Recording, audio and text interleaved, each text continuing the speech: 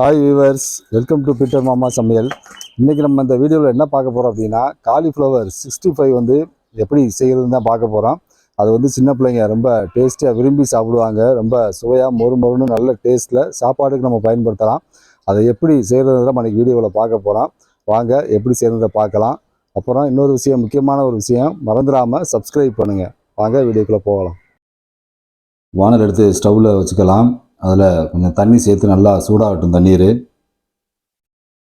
தண்ணி சூடானோன்னா லைட்டாக கொஞ்சம் உப்பு சேர்த்துக்கலாம்.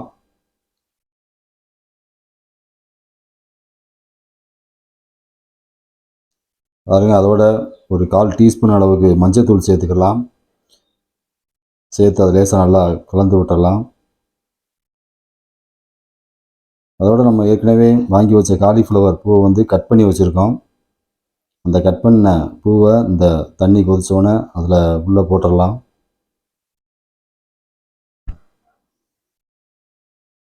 பாருங்கள், இந்த பூ எல்லாத்தையுமே உள்ளே போட்டு நல்லா கலந்து விட்டுடலாம். இது எதுக்காக அப்படின்னா, அந்த பூ வந்து நல்லா வேகணும். அதுவும் இல்லாமல்னாக்கா இந்த பூவில் வந்து ஏதாவது பூச்சி புழுக்கள் ஏதாவது இருந்தாலும் அது அதிலே செத்து போயிடும். அதில் வந்து நம்ம நீட்டாக அதில் வந்து என்ன செய்யலாம்னா அது தெளிவாக எடுத்துடலாம். கொஞ்சம் நேரம் வேகட்டும். பாருங்கள், வெந்தோடனே பாருங்கள் இந்த மாதிரி நல்லா கலராக மாறி வந்துடும். ஸோ இந்த டைமில் நம்ம தனியாக எடுத்து வச்சுக்கலாம் ஒரு பிளேட்டில்.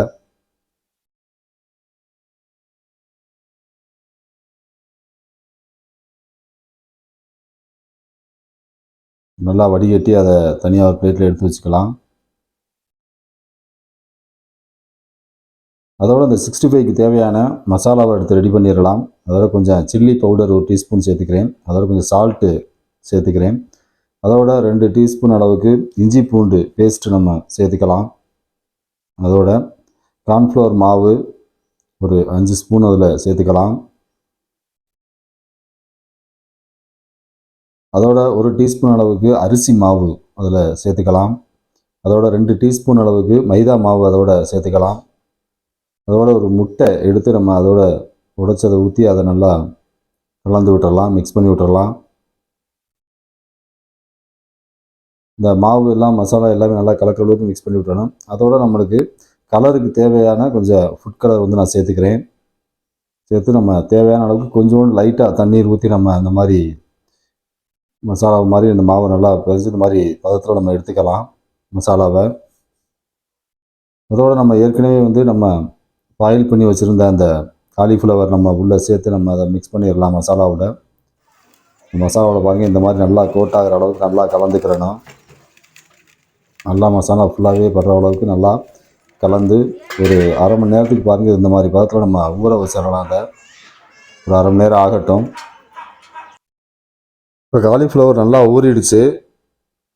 இப்போ நம்ம வானலில் வந்து ஸ்டவ்வில் எடுத்து வானலில் வச்சுக்கலாம். அதோட ரீஃபைண்ட் ஆயில் நான் கொஞ்சம் சேர்த்துக்கிறேன். இதில் தான் அந்த காலிஃப்ளவர் நம்ம பொரிக்கிறதுக்காக சேர்த்துக்கிறோம். எண்ணெய் நல்லா சூடாகட்டும்.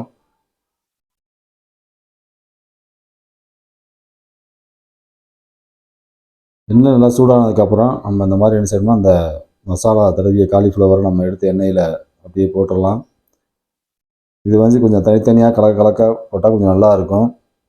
ஏன்னா அப்போ தான் ஒன்றோட ஒன்று ஒட்டாமல் நம்மளுக்கு நல்லா நீட்டாக கிறிஸ்பியாக நல்லா வரும். இந்த மாதிரி லேசாக நம்ம கலந்து விட்டுறலாம். அதனால தான் பாருங்கள், இந்த மாவு நல்லா அந்த மசாலா எதுவும் உதிராமல் ஒட்டாமல் நல்லா அழகாக அவ்வளோ டேஸ்டியாக வரும், சூப்பராக வரும். இந்த மாதிரி இடையில லேசாக கலந்து விட்டுருங்க. பாருங்கள், இந்த பப்புள்ஸ் வந்து நிறையா வருதுனாக்கா அந்த இது நல்லா புரிஞ்சுக்கிறதுக்குன்னு அர்த்தம். இந்த பப்புள்ஸ் வந்து கொஞ்சம் கம்மியாகிடுச்சு அப்படின்னாக்கும் நம்மளுக்கு நல்லா வெந்துருச்சு அப்படின்னு அதிலே தெரிஞ்சுக்கலாம். ஸோ அந்த பதத்தில் நம்ம என்ன செய்யணும்னா அந்த காலிஃப்ளவரை நம்ம எடுத்து வேறு பிளேட்டில் மாற்றிக்கலாம். பாருங்கள், இப்போ நல்லா கலராக பாருங்கள் சூப்பராக வந்துருச்சு. நல்லா கிறிஸ்பியாக நல்லா சூப்பராக கலராக வந்துருக்கு. பார்த்தாவே உங்களுக்கு தெரியும். இந்த பதத்தில் நம்ம கரெக்டாக நம்ம எடுத்து வேறு பிளேட்டில் மாற்றிக்கலாம்.